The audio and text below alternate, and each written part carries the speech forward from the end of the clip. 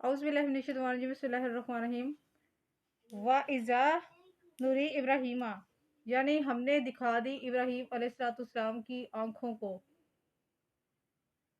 زمین و آسمان میں جو چیزیں موجود ہے سب کی سب۔ ایک ہے نبی کریم صلی اللہ علیہ وسلم کو اللہ کریم نے شب معراج مبارک میں ان کو سارے دیدار کروائے، ان کو جنتی دوزخی دکھائے گئے، جو دوزخ میں عذاب وغیرہ ہو رہے تھے وہ سارے کے سارے دکھائے۔ اب یہ ابراہیم علیہ السلام کو اللہ تعالیٰ نے کیسے دکھائے، تو یہ اس کے بارے میں بزرگوں کے مختلف اقوال ہیں، وہ میں آپ کے ساتھ بیان کرتی ہوں بعد میں۔ پہلے میں آپ کو یہ بتا دوں، ابراہیم علیہ السلام کے مجاہد کے الفاظ یہ ہیں کہ ابراہیم علیہ السلام کے لیے آسمان کے دروازے کھول دیے گئے، آپ نے ان کے اندر ہر چیز کو دیکھ لیا، حتیٰ کہ نظر عرش تک پہنچ گئی اور ساتوں زمینیں کھل گئی۔ آپ نے ان کے اندر موجود ہر چیز کو دیکھ لیا، پھر بندوں کے گناہوں کو دیکھ کر بدعا کرنے لگے، تو اللہ تعالیٰ نے فرمایا کہ میں تم سے زیادہ اپنے بندوں پر مہربان ہوں، شاید کہ یہ توبہ کر کے اپنے گناہوں سے باز آ جائیں۔ اسی طرح ابن مردویہ میں ہے، دو مرفوع حدیثیں ہیں، حضرت معاذ اور حضرت علی رضی اللہ تعالیٰ عنہما سے روایت ہیں۔ ان کی اسناد اگرچہ صحیح نہیں ہے لیکن ایک تفسیر میں بیان ہے تو آپ کے ساتھ بیان کرنا میرا فرض بنتا ہے۔ حضرت ابن عباس رضی اللہ سے روایت ہے کہ اس آیت کے متعلق اللہ تعالیٰ نے سیدنا ابراہیم علیہ السلام کے سامنے زمین و آسمان کی تمام ظاہر اور مخفی چیزیں منکشف کر دی، مخلوق کے اعمال تک پر انہیں پوشیدہ نہ رہنے دیا۔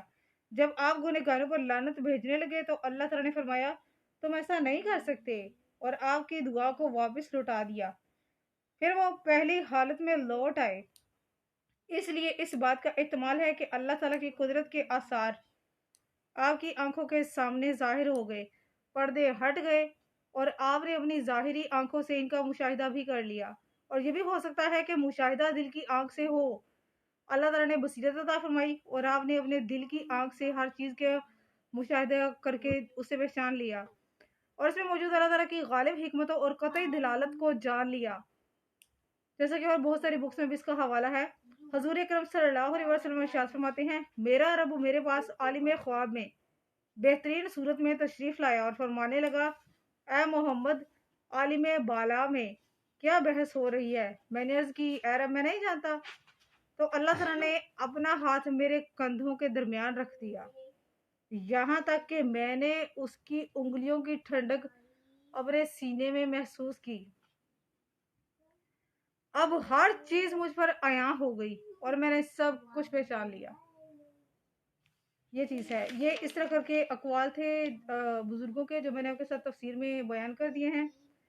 اگلی آیت کرتی ہوں، فَلَمَّا جَنَّ عَلَيْهِ اللَّيْلُ رَأَىٰ كَوْكَبًا قَالَ هَٰذَا رَبِّي فَلَمَّا أَفَلَ قَالَ لَا أُحِبُّ الْآفِلِينَ فَلَمَّا رَأَى الْقَمَرَ بَازِغًا قَالَ هَٰذَا رَبِّي فَلَمَّا أَفَلَ قَالَ لَئِن لَّمْ يَهْدِنِي رَبِّي لَأَكُونَنَّ مِنَ الْقَوْمِ الضَّالِّينَ فَلَمَّا رَأَى الشَّمْسَ بَازِغَةً قَالَ هَٰذَا رَبِّي هَٰذَا أَكْبَرُ فَلَمَّا أَفَلَتْ قَالَ يَا قَوْمِ إِنِّي بَرِيءٌ مِّمَّا تُشْرِكُونَ إِنِّي وَجَّهْتُ وَجْهِيَ لِلَّذِي فَطَرَ السَّمَاوَاتِ وَالْأَرْضَ حَنِيفًا وَمَا أَنَا مِنَ الْمُشْرِكِينَ۔ آیت نمبر 76، 77، 78 اور 89 ان کا یہ ترجمہ بیان ہو رہا ہے۔ پھر جب چھا گئی ان پر رات تو دیکھا انہوں نے ایک ستارہ، بولے کیا یہ میرا رب ہے؟ پھر جب وہ ڈوب گیا تو بولے میں نہیں پسند کرتا ڈوب جانے والوں کو۔ پھر جب دیکھا کہ چاند کو چمکتے ہوئے تو کہا کیا یہ میرا رب ہے؟ پھر جب وہ بھی غروب ہو گیا تو آپ نے کہا اگر نہ ہدایت دیتا مجھے میرا رب تو ضرور ہو جاتا میں بھی گمراہ قوم میں سے۔ پھر جب دیکھا سورج کو جگمگاتے ہوئے تو بولے کیا یہ میرا رب ہے؟ یہ تو ان سب سے بڑا ہے۔ لیکن جب وہ بھی ڈوب گیا تو آپ نے فرمایا اے میری قوم، میں بیزار ہوں ان چیزوں سے جنہیں تم شریک ٹھہراتے ہو، بے شک میں نے پھیر لیا ہے اپنا رخ اس ذات کی طرف جس نے پیدا فرمایا آسمانوں اور زمین کو یکسو ہو کر۔ اور نہیں हूँ मैं मुशरिकों में से। बेशक आयत करीमा से सारा कुछ क्लियर है कि उन्होंने वो एक सबसे ज़्यादा चमकता सितारा देखा था और उसको कहा था शायद ये मेरा खुदा हो सकता है। लेकिन जब उजाला हुआ, जब सूरज बाहर निकला और रोशनी तेज़ हो गई तो ज़ाहिर है सितारे छुप जाते हैं। तो उन्होंने कहा कि ये मेरा रब कैसे हो सकता है? उसके बाद चाँद को देखा तो चाँद को वो रोशन था, थोड़ा बड़ा था सितारे से, तो ज़ाहिर है बड़ा ही है ना। बड़ा था, कहने लगा ये मेरा रब है। नहीं, ये भी नहीं हो सकता, ये कैसे हो सकता है? ये डूब जाता है, मैं डूबने वालों को पसंद नहीं करता। अगर ये इस वक़्त डूब गया है, तो रात के अंधेरे में ये निकल आता है, दिन के उजाले में ये गायब हो जाता है, तो ये मेरा रब नहीं हो सकता।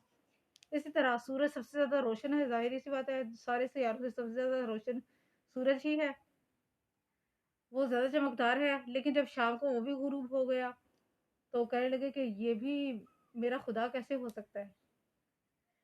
ये सारी चीज़ें होती हैं अक्ल फ़हम की, और यहाँ से यानी कि दिलो-दिमाग से महसूस करने की चीज़ें होती हैं ये वाली। अगर इंसान इन सारी चीज़ों को गौर से देख ले, जैसा कि सूरत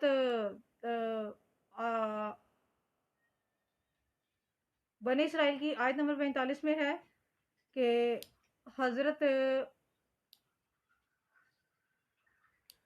उमारा रज़ी अल्लाह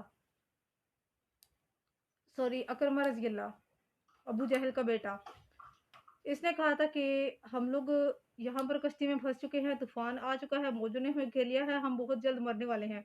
उनमें से चंद एक लोगों ने कहा अगर तुम लोग मोहम्मद के खुदा पर से दुआ मांगोगे तो वो फौरन कबूल हो जाएगी।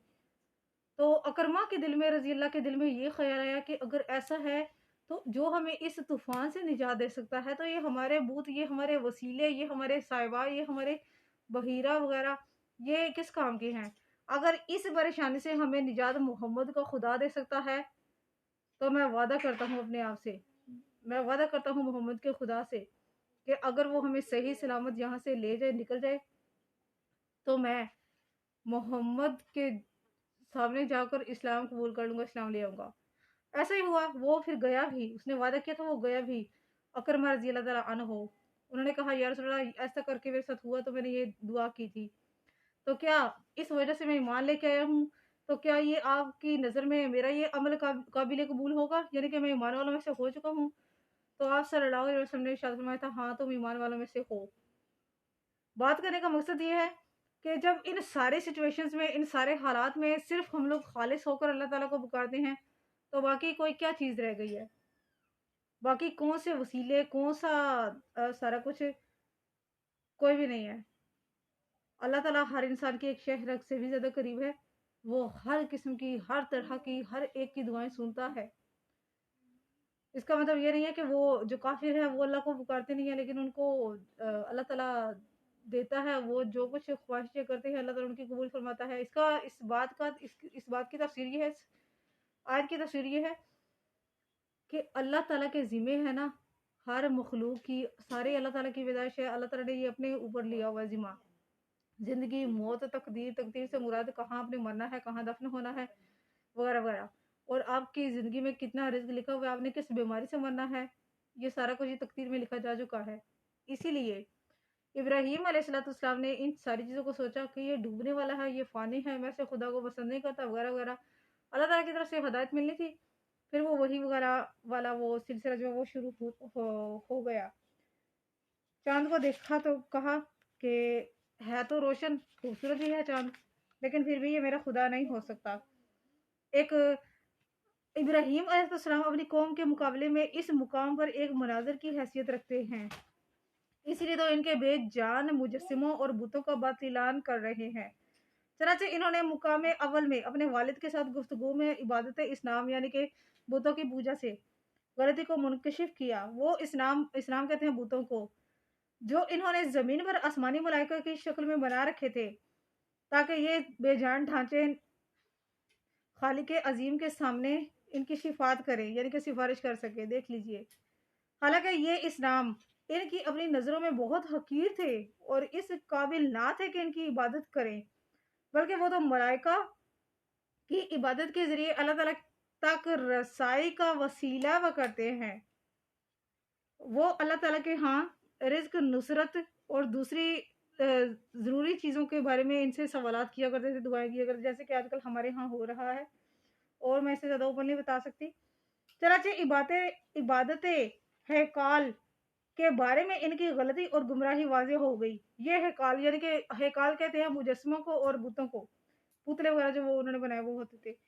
सियारों के थे, कमर, अतारत, ज़ोहरा, शम्स, मरीख, मुश्तरी और ज़ुहल। इनके नज़दीक सबसे ज़्यादा रोशन और अफजल सूरज था, फिर कमर यानी कि चाँद और फिर ज़ोहरा। चनाचे सबसे पहले हज़रत इब्राहीम अलैहिस्सलाम ने ये बयान किया कि ज़ोहरा सितारे को लें, ये मबूद बनने की सलाहियत नहीं रखता क्योंकि ये खुद पाबंद है, एक मुअय्यन रफ्तार से चलता है, अपने मिदार पर चलता है, दाएं बाएं नहीं झुक सकता और अपने लिए भी कुछ तसर्रुफ करने पर कुदरत नहीं रखता, बल्कि ये तो इजराम फल्की में है जिससे अल्लाह ताला ने रोशन पैदा किया है, क्योंकि इसमें इसकी बहुत सी अजीम हिकमतें पोशीदा हैं। ये मशरिक से तुलू होता है, ये मशरिक से तुलू होता है, फिर मगरिब को गुरूब होता है। ये खुद मजबूर है और इसी तरीके से अगली रात को फिर दोबारा ये नमूदार होता है। जब इसकी अपनी ये कैफियत है तो मजबूर, महज और बेकस है, तो क्यों कर मबूद बन सकता है। फिर आपने कमर की तरफ यानी कि चांद की तरफ उन्होंने किया, लेकिन उसके साथ भी इनको यही वाले हालात नजर आए कि जब ये भी गुरूब हो जाता है, जब ये भी दिन के टाइम डे टाइम मतलब वो मध्यम पड़ जाता है, तो फिर ये भी खुदा कैसे हो सकता है। इसी तरह सूरज के बारे में उनका यही कहना था। अगर ये फिर कहने लगे, अगर ये वाकई खुदा हैं तो तुम इन सब को लेकर मेरे खिलाफ जो कर सको कर लो और मेरे साथ जरा भी रियायत ना करो। मैंने तो अपना रुख उस जात की तरफ कर लिया है जिसने आसमानों और जमीन को इजाद किया, यकसू होकर, और मैं मुशरिकीन में से नहीं हूँ। यानी मैं तो उस जात की इबादत करता हूँ जिसने इन अशिया को बगैर मिसाल के पैदा किया।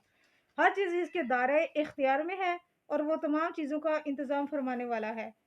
हर चीज़ की बादशाही उसके कब्ज़े कुदरत में है, वही हर चीज़ का खालिक व मालिक है। बेशक आज की वीडियो को मैं यहीं पर करती हूँ, बल्कि ये कंप्लीट हो गई है और इसकी ज़रूरत नहीं है कुछ बयान करने की।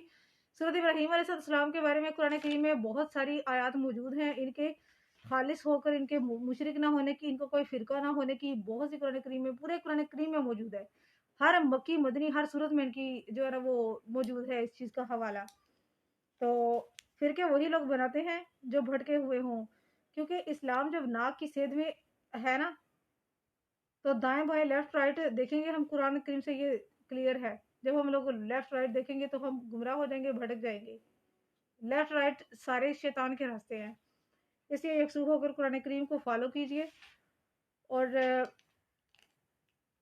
इस तरह की चीज़ों के जो मैं आपके साथ बयान करती रहती हूँ, इस तरह की चीज़ों से, इन चीज़ों को इग्नोर कीजिए।